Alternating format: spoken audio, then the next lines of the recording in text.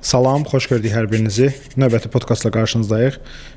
Bugün köhnə tələbəmiz, indiki müəllimimiz Raul'la birlikdəyik. Xoş gördük Raul. Xoş gördük. Zəhmət olmasa qısa özün haqqında məlumat ver. Harda oxumusan, indi harda oxuyursan, sonra söhbətləşək. Təbii ki. Mən Raul İsmayıllı 2024-cü ildə Türkiyə Dövlət Vəkili Başçılıq liseysindən məzun olmuşam. Hazırda University of Hong Kongda 2-ci kursa keçdim, 2-ci kurs tələbəsiyəm. Hansı ixtisasda təhsil alırsan? Kimya sahəsi üzrə təhsil Kimya. Mən istərdim ki, ümumiyyətlə kimyaya marağın və kimya ilə əlaqənlə bağlı biraz daha detallı danışasan. Neçə ildir kimya ilə maraqlanırsan, hansı nəticələrin olub? Oradan başlayaq. Tamam. Düzü uşaqlıqdan məndə kimyaya belə deyim, həvəs olub, amma əsas kimyaya yaranan marağım 9-cu sinifdə başlayıb. 9-cu sinifdə kimya olimpiadalarında iştirak etməyə başlamışam və yerli beynəlxalq olimpiadalardan müəyyən uğurlar əldə etmişəm. Bundan sonra kimyaya olan həvəsim belə deyək, dərinliklərini gördükcə, daha detallı şəkildə öyrəndikcə belə deyək, ora olan həvəsim, o sahəyə olan həvəsim, marağım artıb və düşünmüşəm ki, gələcəyimi bu sahədə davam etdirə bilərəm, gələcəkdə bu sahədə faydalı işlər görə bilərəm deyə düşündüm və bu sahədə təhsil almağa qərar verdim. RFO ilə 9-cu sinifdə tanışdığın və 9-dan 11-ə qədər olan izlədiyin yol, bizi izləyən, kimyaya maraqlı olan şagirdlər, ailələr üçün də biraz daha detallar versən ki, hansı nailiyyətlərin oldu, ölkə daxili, ölkə xarici, necə bir yol xəritəsi izlədin? Biraz daha detallara girərdim. Təbii ki. 9-cu sinifdə RFO-ya başlayan zaman Vurğun müəllimlə başlamışdım. Bizə məktəbdə dərs verirdi o zamanlar. Onun sayəsində başladım. 9-cu sinifdə gümüş medal qazandım. 10-cu 11-ci sinifdə də gümüş və qızıl medal qazandım Respublika Fənn Olimpiadasından. 10-cu 11-ci sinifdə Nəriman müəllimlə də hazırlaşmağa davam edirdim. Ondan sonra Beynəlxalq Milli Kimya Olimpiadasında ölkəni təmsil etmişəm və bundan əlavə də İstedadlar Nazirliyi Laboratoriyasında Beynəlxalq Olimpiadasında gümüş medal qazanmışam. Əla. Səncə kimya olimpiadasına başlamaq istəyən və kimya olimpiadasına artıq bir prosesə müəyyən qədər başlamış biri necə bir yol xəritəsi izləsə ona faydalı olar? Yəni nələrə fikir versin, nələrdən istifadə eləsin, nələr xüsusilə vacib? İndi geriyə baxanda sən artıq universitet dövründə keçmiş bir eks-olimpiadçı olaraq belə demək mümkünsə, nə edirsən ki, bunu filan şey yaxşı elədim, filan şeyi başqa cür eləyərdim deyəcəyin şeylər? Mən düzü 9-cu sinifdə olimpiadaya başlayan zaman çox ciddi mənbələrim yox idi əlimdə. Ona görə çox ciddi şəkildə çalışa bilmədiyimi düşünürəm 9-cu sinifdə və ondan əlavə düşünürəm ki, 8-ci sinifdə başlasaydım, bəlkə çox daha böyük uğurlar qazana bilərdim olimpiadada. Yəni tez başlamaq çox önəmlidir, hələ də indiki dönəmdə. Çünki indiki dönəmdə olimpiadalarla bağlı məlumat awareness belə deyək, get-gedə artdığı üçün uşaqlar çox az yaşlardan başlayırlar hazırlaşmağa və yuxarı yaşlarda başlayan biri üçün artıq çox çətin olur onlarla rəqabət aparmaq. Ona görə onu deyə bilərəm ki, tez başlamaqları məsləhətlidir. Ondan əlavə olaraq çalışmaqla bağlı da onu deyə bilərəm ki, ilk illərində daha çox RFO-ya fokuslanıb RFO-dan medal alsınlar. Ondan sonra həm olimpiada mərkəzinə keçirilən dərslər olur, həm də oradan beynəlxalq olimpiadalar seçməsi üçün keçirilən kamplar və s. olur. Onlarda iştirak etdikcə onlar artıq proseslə belə deyək də daha istidışlı deyir türklər, o istidışlı olmağa başlayacaqlar və bundan əlavə də beynəlxalq mənbələrdən artıq işləməyə başlamalıdırlar.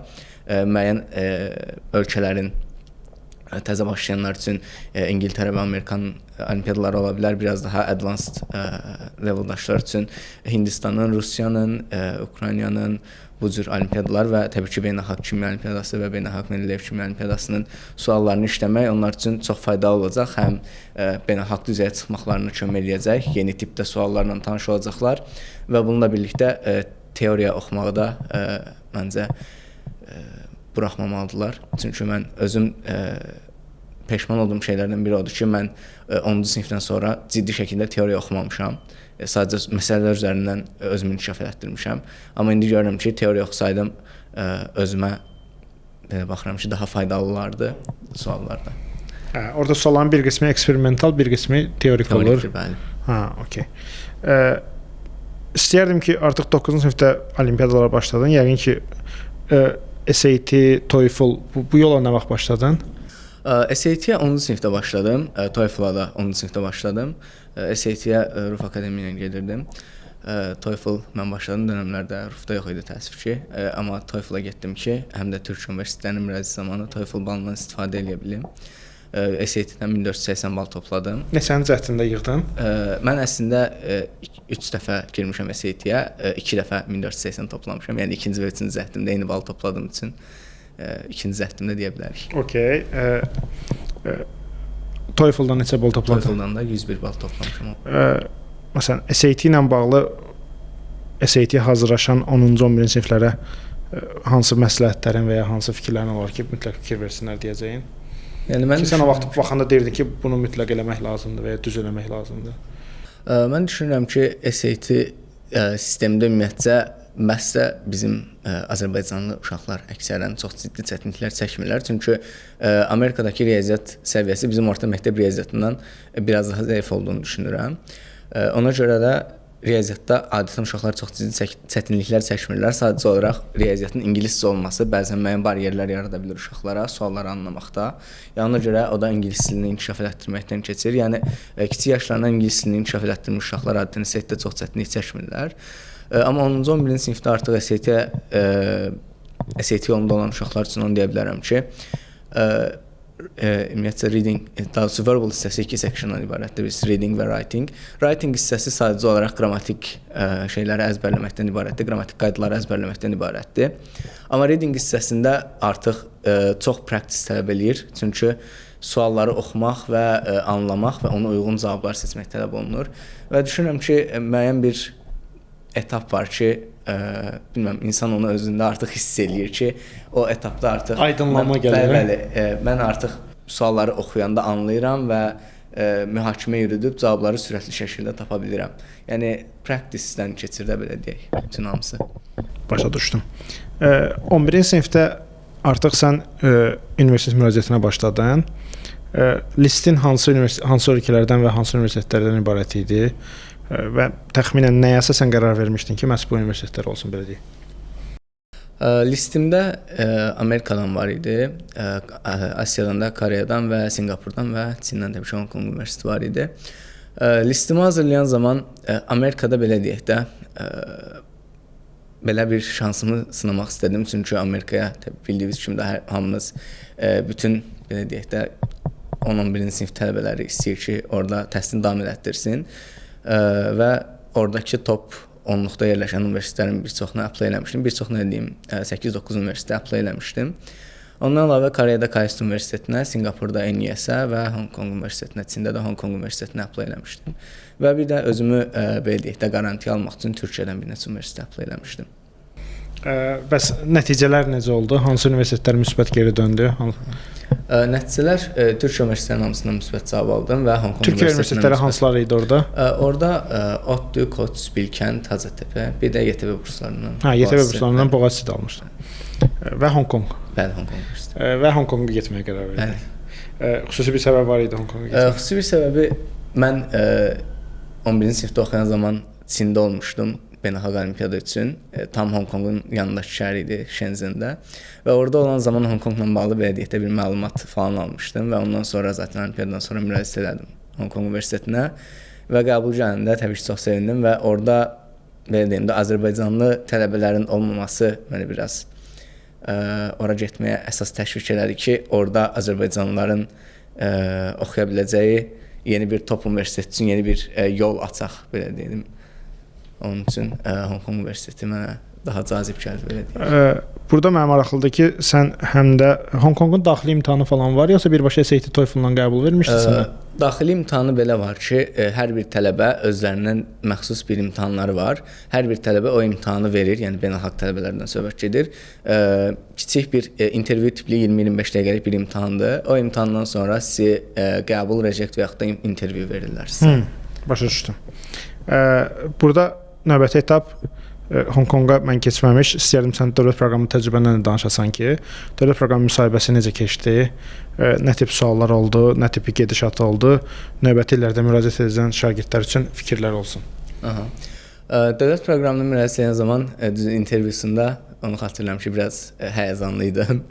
Ona görə onu deyə bilərəm ki, qətiyyən həyəcanlanmasınlar, çünki özümü düzü yaxşı ifadə eləmişdim, intervyu yaxşı keçmişdi, amma düşünürəm ki, özümü daha yaxşı ifadə eləyə bilərdim, müəyyən şeyləri deməyi unutmuşdum və ona görə biraz narahat idim. Amma müsahibə ümumi belə keçmişdi. Müsahibədə adətən 3 nəfər iştirak eləyir. Bir nəfər dövlət proqramından bir işçi, bir nəfər bizim öz sahəmizlə bağlı bir mütəxəssis, bir nəfər də neft fondundan, maliyyələşdirən fonddan bir nəfər olur. Mənim müsahibəmdə əsas sualları belə deyək, dövlət proqramının işçisi məndən soruşmuşdu. Özümü təqdim etməyim, uğurlarımla bağlı, seçdiyim yolla bağlı və sair sualları vermişdi.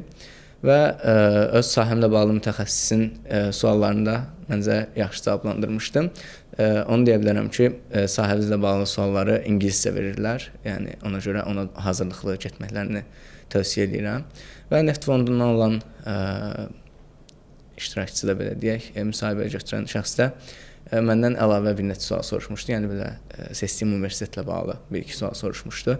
Yəni seçdiyiniz universitetlə bağlı biraz məlumatlı olmalısınız və niyə həmin ölkəyə getmək istəyirsiniz və niyə siz gedəsiniz, belə deyək. Bununla bağlı özünüzdə sizi iddialı bir belə deyək də namizəd kimi göstərəcək bir ortaya bir şey çıxarmalısınız. Özünüzə bir CV yaratmalısınız, belə deyim, danışan zaman ki, sizi iddialı bir namizəd kimi göstərsin onlara. Anladım. Orada müsbət cavab aldınız, getdiniz Hong Konga, artıq 1 il oxumusunuz. İstəyərdim ki, Hong Konga getməklə bağlı planı olan və ya sualları olan şagirdlər və ailələr üçün biraz danışasınız. Ümumiyyətlə Hong Kongda təhsil sistemi necədir? Dünyada top 17-də olan bir universitet, dərs sistemi necədir? Təhsil sistemi necədir? Həyat necədir? Biraz o təcrübəni, ümumiyyətlə yataqxanada mı qalırsınız, evdə mi qalırsınız? Yataqxanada qalırsınız, neçə nəfərlik bir otaqda qalırsınız? Biraz ümumiyyətlə həm sosial həyat, həm akademik həyat, həm universitetin verdiyi fürsətlər biraz daha istəyərdim haqqında danışasınız. Hong Konga gedən zaman ilk öncə getməmişdən əvvəlki proseslə bağlı, viza prosesi ilə bağlı onu deyə bilərəm ki, vizaya erkən müraciət etmək lazımdır. Çünki bir çox ölkələrin vizası, tələbə vizaları xüsusilə tez çıxa bilir, amma Hong Kongun tələbə vizası dəhşət dərəcədə gec çıxır, 2-3 ay ala bilir proses. Ona görə mümkün qədər tez müraciət etməklərini tövsiyə eləyərdim. Ondan əlavə getdikdən sonraki proses belə deyək də ilk həftələrdə orientation weeklər olur, universitet turları olur, kampus turları bizə universiteti və kültürü belə deyək izah eləyirlər. Kültürləri belə deyə bilərəm ki, öncədən bildiyiniz kimi İngiltərəyə aid olduğu üçün hər kültürdən biraz var, belə demək olar ki, yəni hər bir ölkənin kültüründən biraz örnəklər var və hər bir ölkənin orada restoranlarının olsun, dini yerlərinin olsun, müəyyən yığışma, toplanma məntəqələrinin olsun, onlarla bağlı olan bir proseslər olsun, tapmaq mümkündür. Amma şəhər özü çox sıx yerləşmiş bir şəhər olsa da, sistemi belə deyək də çox gözəl qurulub və nəqliyyatda falan çox ciddi problemlər yaşanmır. Yəni belə tıxac problemləri falan çox azdır, amma çox sıx bir şəhər olmasına rəğmən, yəni çox gözəl, sistemli və təmiz şəhərdir, onu deyə bilərəm. Necə qalırdınız? Yataqxanada qalırdınız? Bəli. İlk il üçün bunu deyə bilərəm ki, əgər beynəlxalq tələbəsinizsə və birinci ilinizdirsə, universitet sizə mütləq yataqxana təşkil eləyir. Siz təbii ki, apply eləyirsiniz. Onlar sizə hər hansısa bir yataqxananı, siz apply elədiklərinizdə yer olmasa belə, hər hansısa bir yataqxananı mütləq təklif eləyir sizə. Yataqxanalarımız da belə deyim, əksəriyyəti 2 nəfərlik otaqlara sahibdir. Amma bəzilərində 1 nəfərlik otaqlar olur. Mən qaldığım yataqxana 1 nəfərlik otaq idi. Amma təbii ki, o qiymətinə təsir edirdi, belə deyim. 1 nəfərlik otaqlar daha baha olur. Ümumilikdə yataqxanalar 500-600 USD civarı olur. Düzdür, mənim yataqxanam tək nəfərlik olduğu üçün biraz daha baha idi. 2 nəfərlik otaqlar hardasa 500-600 USD civarı olur. Siz daha varlı tələbə olaraq qalmısınız? Düzdür, varlı yox. Universitetin təklif elədiyi yataqxana o idi deyə belə başqa seçim olmaması da bir məhdudiyyət gətirdi. Bəli. Akademik mühit olaraq, bəs universitetin kitabxanası, qrup yoldaşlarınız, biraz o haqqda da danışırsınız. Universitet belə deyək, təhsil sistemi olaraq kampusumuz gözəl və böyükdür və kitabxanalarla zəngindir. Sadəcə bir kitabxana yoxdur. Main kitabxanamız var, bir neçə learning common dediyimiz yerlər var. Music library, law library, bir neçə library'miz var və tibb kampusumuz da ayrıdır. Onların da libraryləri, kitabxanaları və s. ayrıdır.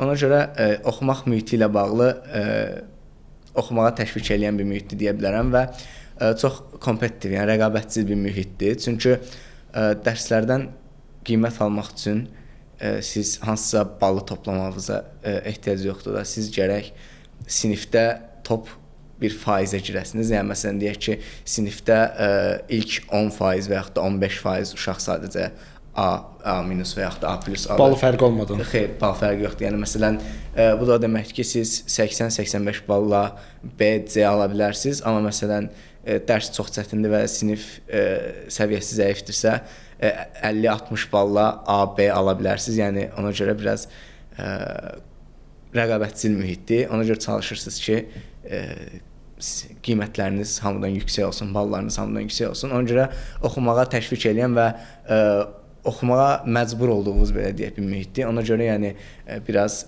çətinlik çəkir ilk dəfə gedəndə tələbələr. Biz özümüz də birinci semestrdə dərslərlə bağlı çətinlik çəkmişdik.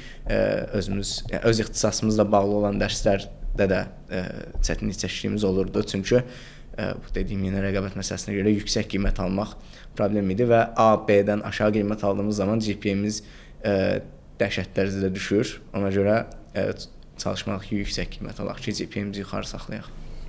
Bəs ilk semestrdən etibarən kimya dərsləri götürə bildiniz, yoxsa götürülən dərslər birinci semestr dərsləri ki, indi artıq yəqin ki, biz yayımlayanda siz artıq ikinci ilə başlamış olasınız. O dərs axışları ilə bağlı da biraz danışardınız. Dərs seçimləri başlayır, adətən semestr başlamazdan 2-3 həftə əvvəl başlayır və burada seçən zaman ilk illərdə, yəni ilk ilimizdə daha doğrusu, mən çox ciddi şəkildə kimya dərsləri götürə bilmədim. Çünki belə deyək, fundamental dərslər var idi. O fundamental dərslərdən keçmədiyim üçün, yəni onlardan daha doğrusu yəni keçməli olduğum üçün sonrakı advanced dərsləri götürə bilmirdim. Amma birinci semestrdə General Chemistry 1-dən keçdikdən sonra, ikinci semestrdə General Chemistry 2-dən əlavə olaraq ikinci kursdan inorganik kimya götürə bilirdim artıq. Ona görə artıq daha çox kimya dərsləri götürə bilirdim. Amma artıq ikinci kursda daha çox kimya dərslərinə odaqlanırıq və üçüncü, dördüncü kursda məcburi olan disciplinary dediyimiz məcburi kimya dərslərinin sayı dəhşət çox olduğu üçün demək olar ki, sadəcə kimya dərslərinə fokuslanacağıq. Amma təbii ki, sadəcə kimya dərslərindən qısıtlı deyil dərslərimiz. Müəyyən dil dərsləri ola bilir. Məsələn, çinli ilə bağlı requirement dərs var və yaxud da IELTS və yaxud da TOEFL balınız yetərli deyilsə və yaxud da hansısa bir subpartda yetərli bal toplamamısınızsa, ingilis dilindən məcburi dərs götürürsünüz və yaxud da kalkulusla bağlı olsun, programminglə bağlı olsun dərslər götürə bilirsiniz. Amma əsas bir də digər humanitar fənlərlə bağlı da məcburi dərslər var. Onlardan götürməlisiniz. Əgər kimya oxusan belə humanitar dərs. Bəli, Common Core dediyimiz dərslər var. Onlar 4 hissədən ibarətdirlər. Science, Global Issues, Humanities və Chinese Culture-dan ibarət 4 hissəyə bölünürlər və siz 4 il ərzində bu dərslərdən 6 dənə götürməlisiniz, hər birindən ən az bir dənə olmaqla. Yəni hansı sahədə oxumağınızdan asılı olmayaraq Science, Humanities, Chinese Culture və Global Issues-dan bağlı ən az bir dərs və yaxud da 2 dərs götürərək, bəli, o sahədə də müəyyən biliklərə sahib olursunuz, belə deyək. Başa düşdüm. Bəs ümumiyyətlə indi siz artıq bir ildir Hong Kongdasınız. Planınız daha çox sənaye yönümlü davam eləməkdirmi, yoxsa akademiya yönümlü mü düşünürsünüz? Bununla bağlı bir istəyirdim bölüşəsiniz. Əslində mən getmədən öncə daha çox akademik yönlü düşünürdüm. Yəni hələ də təbii ki, yəni belə master və doktorat, PhD almağı düşünürəm akademik yönümlü. Amma hazırda daha çox düşünürəm ki, medicine, dərman sənayesində, dərman sahəsində müəyyən işlər görə bilərəm. O sahədə daha yaxşı inkişaf edə biləcəyimi düşünürəm. Buna səbəb nədir? Necə belə bir qənaətə gəldin? Mən əslində öncələr düşünürdüm ki, fiziki və yaxud da qeyri-üzvü kimya sahəsində irəliləyim.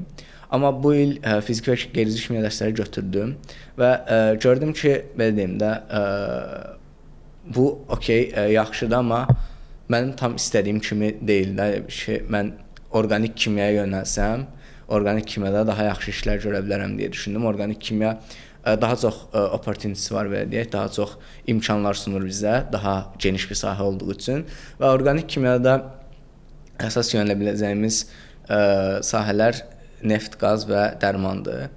Neft qazla bağlı düşünürəm ki, əgər Azərbaycana qayıtsam, təbii ki, neft qaza yönələrəm.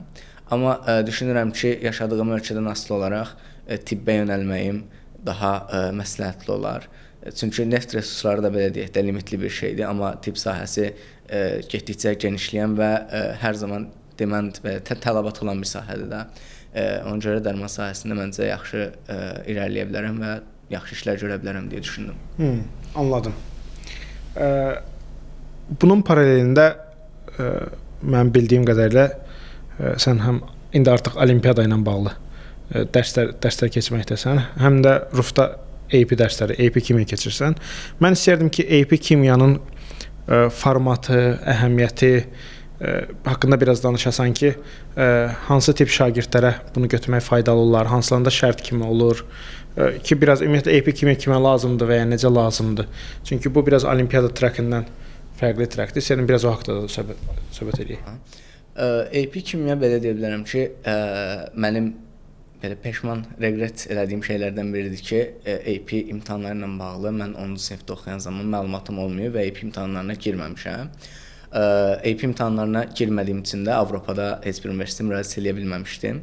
Yəni onu tövsiyə edə bilərəm ki, uşaqlara AP imtahanlarına Avropada, xüsusilə İngiltərə tipli universitetdə, İngiltərədə və sair oxumaq istəyən tələbələr üçün AP imtahanlarını mütləq götürün və öz sahənizlə bağlı AP imtahanları götürün. Mən indi hazırda Rufda AP kimya dərsi keçirəm və AP kimyanın önəmi belə deyə bilərəm ki, kimya sahəsi üzrə və yaxud da material ilə bağlı oxuyacaq uşaqlar üçün AP kimya çox vacibdir. Məsələn, mən bayaq dediyim General Chemistry dərsini əgər AP kimyadan mənim 5 qiymətim olsaydı, birbaşa olaraq keçə bilərdim. Azad olurdusa? Bəli, o dərsdən azad olunub birbaşa olaraq mənim üçün daha önəmli olan 2-ci, 3-cü kurs dərslərini götürə bilərdim. Çünki belə deyəndə mən olimpiyadadan kimya ilə bağlı məlumatım olduğu üçün o dərsdə mən çox ciddi bir şeylər öyrənmədim və belə deyək də vaxt itirdim. Onun yerinə 2-ci, 3-cü kurs dərsləri götürə bilərdim əgər AP kimya vermiş olsaydım. Yəni təkcə AP kimya üçün deyil bu təbii ki. Əgər məsələn fizika ilə bağlı bir şey və yaxud da biologiya ilə və yaxud da riyaziyyatla bağlı bir şey oxumaq istəyirsə, həmin fənlərdən AP götürərək fundamental ilk belə deyək dərslərdən azad oluna bilərsiniz və bu sizə ciddi şəkildə vaxt qatar, həm də kredit almış olarsınız. Bəs imtahanın mahiyyəti və formatı məsələn bizim yerli kimya proqramlarına nə qədər uyğundur, yoxsa çoxmu fərqlidir? İmtahan teorik mi olur, test mi olur? Ümumiyyətlə nələri bilməli olur namizədlər? Biraz da daha içəriklə də bağlı istəyərdim razılaşın. Ümumilikdə 2 hissədən ibarətdir AP imtahanları. Multiple choice question və free response question, yəni açıq və qapalı suallar. Qapalı suallar kimya üçün 60 sualdır və 90 dəqiqə vaxt verilir buna. Free response questionlarda isə 6 sual olur və 1 saat 45 dəqiqə vaxt verilir buna. Ümumilikdə belə deyə bilərəm ki, qapalı suallarda sürətli olmaq və o sualları sürətli şəkildə düzgün cavablandırmaq lazımdır. Yəni 5 almaq üçün məncə bir 45-50 minimum sual cavablandırmaq lazımdır. Açıq suallar məncə bizim bu ilk tələbələrdən gördüyüm qədərilə açıq suallar onlara daha rahat gəlmişdi. Çünki hər topiklə bağlı bir sual idi və bəsit suallardan sürətli bal ala bildikləri üçün məncə onlara daha rahat gəlmişdi. Amma ümumi proqramla bağlı desəm, silabusla bağlı desəm, bizim məktəb proqramı ilə eyni deyil. Bizim məktəb proqramını təbii ki, başlamazdan əvvəl bilmək lazımdır. Çünki oradakı fundamental şeyləri anlamaq üçün bizim məktəbdə keçirilən o basic şeyləri də bilmək tələb olunur. Amma silabusu dediyim kimi tamamilə başqadır və onunla bağlı ayrı kitablar var. Oradakı silabuslardan keçirik dərsləri. Və olimpiyada kimyasına daha yaxındır deyə bilərəm. Yaxındır nə mənada? Biraz bəsitləşdirilmiş bir olimpiyadadır demək olar. Raul, istəyərdim biraz da əvvəl şagird kimi olimpiyadalara hazırlaşmısan, indi müəllim kimi hazırlanan şagirdlərə dəstək olmağa çalışırsan və orada gördüyün belə deyək də fərqlər, o mövqe dəyişikliyi, o perspektiv dəyişikliyi istəyirdim biraz təcrübəni bölüşəsən. Bu il Olimpiada mərkəzində belə deyək, müəllim kimi işə başladım və ondan əlavə də beynəlxalq olimpiada seçməsindən əvvəl keçirilən olimpiada kamplarında dərs keçdim. Orada belə deyək də biraz insan qəribə hisslər keçirir. Çünki öncələr o masalarda biz orada suallar işləyirdik və özümüzü inkişaf etdirməyə çalışırdıq. Artıq mən orada uşaqların özünü inkişaf etdirmək üçün bir şeylər eləməyə çalışırdım, onlara suallar gətirməyə çalışırdım, fərqli tipli suallar, onlara bir şeylər izah eləməyə çalışırdım ki, yaxşı nəticə göstərə bilsinlər. O cəhətdən belə deyim, maraqlı bir təcrübə idi və mənim özümə də xoşdur ki, mən əvvəl bu yolu keçmişəm və indi öz təcrübələrimdən o şagirdlərə ötürürəm və onların inkişaf etməsinə kömək edirəm və o özümə xoşdur. Bundan əlavə də o öyrətim kadrosunda onun bir parçası olmaq mənim üçün maraqlıdır belə deyək.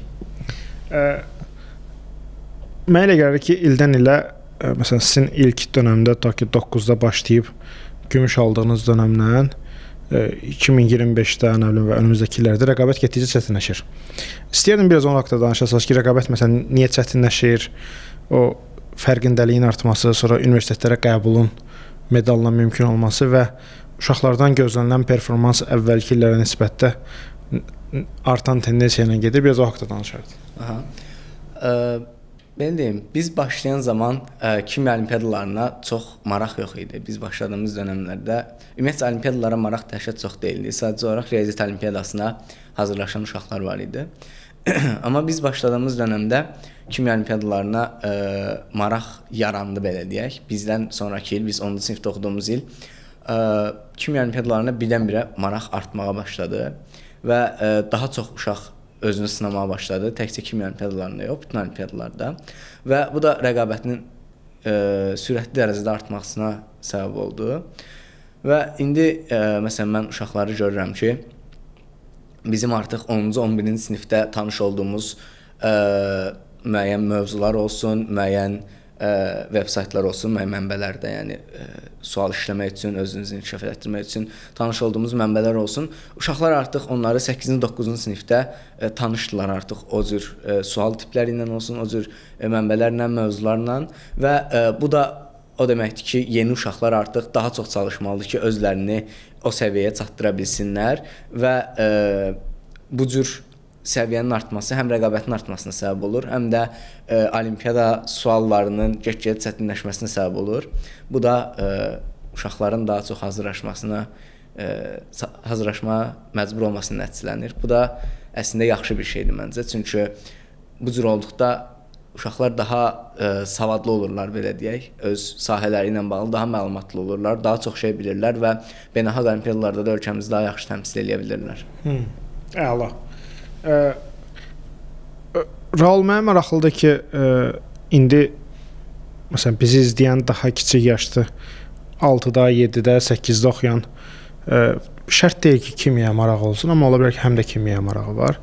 Amma ümumilikdə Hong Kong kimi yaxşı bir yerdə oxumaq istəyən, bu olimpiyatçı olaraq da ola bilər, olmayaraq da ola bilər, izləyən bir şagirdə ailəsinə hansı məsələlərə fikir versələr, sən düşünürsən ki, aşağı yaşdan faydalı olar, onlar üçün xeyirli olar? Mən düşünürəm ki, aşağı yaşdan başlamalıdıqları ən önəmli şey ingilis dili və riyaziyyatdır, xüsusən SAT, IELTS tipli imtahanlar üçün.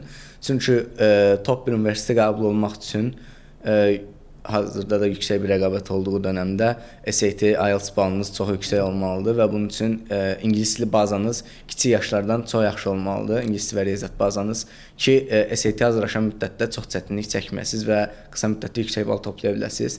Bundan əlavə olaraq onu deyə bilərəm ki, uşaqların öncədən marağı olduğu sahəni kəşf eləməkləri çox önəmlidir. Düzdür, bu sahə dəyişə bilər. Çünki mənim özümdə də 6-cı, 7-ci sinifdə olan marağım tibb sahəsinə idi. Amma olimpiadalardan sonra marağım kimya sahəsinə oldu. Düzdür, bu ola bilər. Amma onu deyə bilərəm ki, məsələn, bir uşaq 6-cı, 7-ci sinifdə müəyyən bir sahə ilə bağlı özünə bir hədəf qoyursa, bu onu çalışmağa təşviq eləyir və o sahə ilə bağlı bir işlər görməyə çalışır və o sahə ilə bağlı araşdırır ki, hara gedə bilərəm, necə oxuya bilərəm və onunla bağlı nə edeyim və bu təcrübələri ona sahəsini dəyişsə belə, bu təcrübələri ona çox faydalı olur. Həm araşdırmağı öyrənir uşaq, həm öz sahəsi ilə bağlı məlumatları alır, hansı universitetlərdə oxuya bilər, necə oxuya bilər, hansı yolu izləyə bilər. Bununla bağlı öncədən məlumatlı olanda həm valideynlər üçün də daha rahat olur seçim etmək və uşağı yönləndirmək, həm də uşağın özünə, belə deyək, həvəsli olur uşaq o hissələ özünü inkişaf elətdirməyə. Burada elə bil kimya ilə bağlı qismdə ağla gələn suallardan biri də Raul işin research tərəfidir, araşdırma tərəfidir. Çünki məncə elə bil araşdırmaya, laboratoriyaya ən açıq sahələrdən biri də dəqiq elmlərin içində kimyadır. Ümumiyyətlə sən necə düşünsən, eksperimentlərin, belə deyək də, araşdırmanın kimyanı öyrənməkdə və inkişaf etməkdə rolu nə qədərdir? Yəni necə bir rolu var? Mən düşünürəm ki, eksperiment etmək, yəni o laboratoriya təcrübəsindən keçmək çox ciddi şəkildə fayda verir. Ümumiyyətcə, təkcə olimpiadalarda yox, ümumiyyətcə kimya sahəsində irəliləmək istəyən bir şəxsə ciddi şəkildə faydalar verir. Çünki mən məsələn 9-cu 10-cu sinifdə laboratoriyalarda iştirak etməmişdim. Çünki ölkəmizdə olimpiyadaya hazırlaşan biri laboratoriyalarda adətən iştirak etmir. Sadəcə beynəlxalq olimpiyadaya seçildikdən sonra laboratoriya komandaya düşəndə. Bəli, komandaya düşdükdən sonra laboratoriya turu olduğu üçün uşaqları hazırlaşdırırlar. Və biz ora ilk dəfə gedəndə laboratoriya turu üçün hazırlaşmaya gedəndə çox qısa bir müddət olmuşdu, amma və bu da ciddi bir problem təbii ki, biz laboratoriyada ciddi nəticə göstərə bilməmişdik çoxumuz. Laboratoriyaya hazırlaşmaya gedəndə biz orada teorik olaraq oxuduğumuz şeyləri tətbiq eləyəndə artıq belə deyək, o prosesin necə baş verdiyi gözümüzün önünə gəlir və daha sonra məsələn orada eksperimentini apardığımız bir şeylə bağlı bir sual işləyəndə o artıq proses gözümüzün qabağına gəlir, sualı oxuduqca və anlayaraq işləyirik də, belə deyək. Ona görə kimyaya yönələn biri üçün eksperimentdə iştirak etmək, oradakı alətlərlə, proseslə, müəyyən eksperiment üsulları ilə tanış olmaq çox önəmlidir deyə düşünürəm. Raul, mən istərdim ki, biraz da sənin intern təcrübəndən, qatıldığın təcrübə proqramından danışaq ki, bizi izləyən ola bilər ki, universitetə daxil olacaq və ya artıq oxuyan tələbələr də onlarda da fikir olsun ki, bir neçə şeyi eyni vaxt eləmək lazımdır ya da paralel eləmək lazımdır. Bunlardan biri də təcrübə proqramıdır.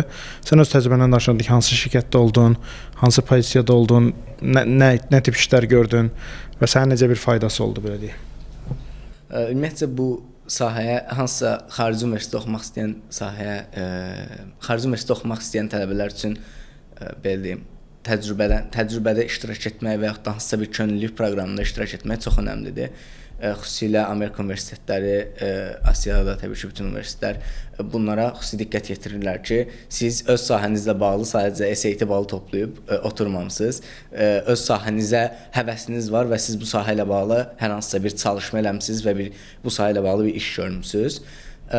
Mən özüm Intertek şirkətində üzvü kimya laboratoriyasında laboratoriya assistantı kimi fəaliyyət göstərmişdim. Orada internum olmuşdu və orada biz müəyyən şirkətlərdən, neft şirkətlərindən bizə gələn nümunələri spektrometrdən istifadə edərək və analitik laboratoriyalardan istifadə edərək tərkibindəki maddələrin miqdarını ölçürdük və oktan ədədi və s.